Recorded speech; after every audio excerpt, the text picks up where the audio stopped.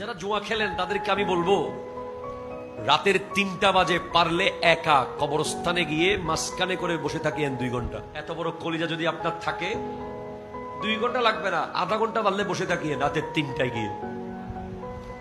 মরার পরে থাকতে হবে না? হবে। জান কিভাবে কবজ হবে? কালো কসকসে কাপড় নিয়ে আজরাইল আলাইহিস সালাম জাহান্নামের কালো কালো ফেরেশতাদের বহর নিয়ে আসবে। এমন ভয়ঙ্কর সিচুয়েশন হবে, মনে হবে পৃথিবীর সমস্ত সমুদ্রের পানি তার গায়ের দিকে আসতেছে।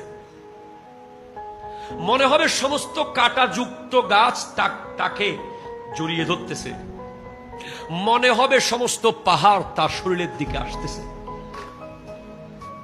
শরীরের প্রত্যেকটা রগে রগে রুটাকে বের করা হবে। চোখ দিয়ে রু বের হবে, নাকের ছিদ্র দিয়ে রু বের হবে, কানের ছিদ্র দিয়ে রু বের হবে, প্লাস দিয়ে টেনে টেনে নখ খুলে ফেললে যেই ব্যথা, এর চেয়ে আরো ভয়ঙ্কর ব্যথা।